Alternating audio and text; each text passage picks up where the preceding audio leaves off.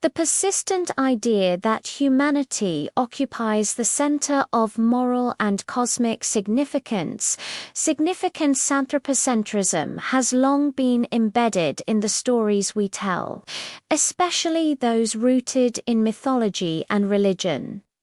When combined with racial ideologies, these narratives serve not only to elevate humanity above other forms of life, but also to delineate hierarchies within humanity itself. These human-centered worldviews have nurtured racial prejudice and laid the foundation for structural racism in modern society. From Prometheus shaping humans from clay to Odin, choosing warrior kin among the Norse, mythology often builds worlds centered on the human experience. In Greek mythology, Olympian gods are reflections of idealized human traits: beauty, strength, intellect, which effectively marginalize barbarian races and mythical beings as inferior. In Hindu epics, caste and cosmic order intertwine. The Rigveda's Purusha Sukta imagines the social hierarchy emerging from the body of a primal deity, Brahmins from the head, Shudras from the feet, embedding divine legitimacy in social stratification. Meanwhile, Norse legends frame Aesir gods as noble and orderly, while Jotun's giants are chaotic and dangerous, imposing tribal binaries where cultural outsiders become mythological threats. Religious doctrine often transforms myth into moral imperative.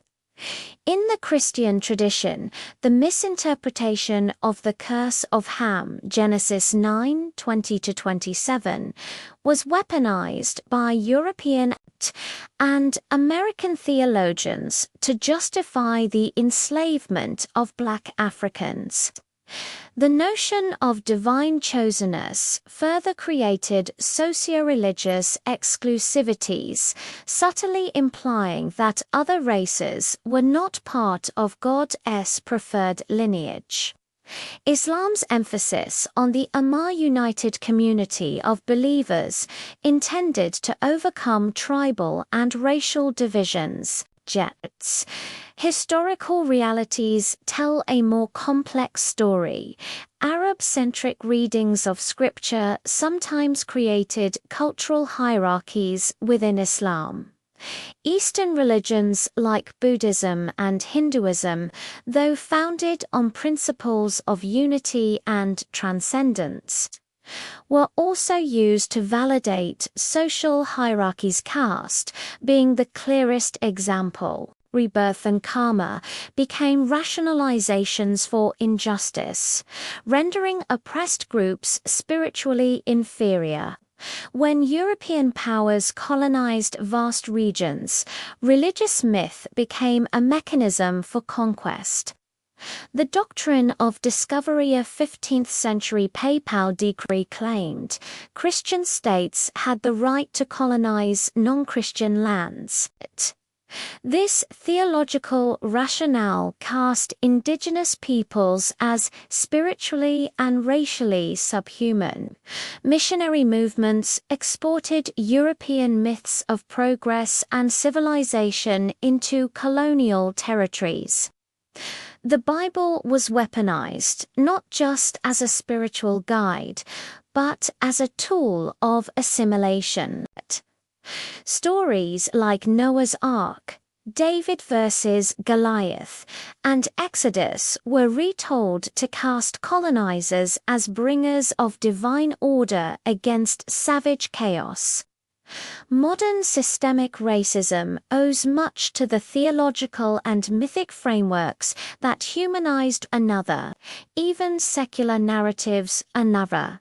Even secular narratives like progress, development, and civilization echo religious story above others. Environmental policies often place economic expansion over ecological balance, reinforcing a human-centric worldview. In environmental racism, communities of color disproportionately suffer the consequences, suggesting a mythic continuation where certain groups are deemed expendable. Religious iconography, language, and symbolism continue to reflect and perpetuate these patterns. Deities rendered in European features, religious texts translated with colonial biases, and sermons that exclude inclusive theology contribute to ongoing exclusion. If mythology and religion built worlds that centered specific humans while marginalizing others, then re-examining these narratives is essential to forging a just future. There is immense potential in mythological deconstruction and theological reform to embrace pluralism, resist racial hierarchies, and restore the voices lost to anthropocentric racism. Let the myths evolve. Let the religions expand. Let humanity step aside from the center and welcome the multiplicity of being.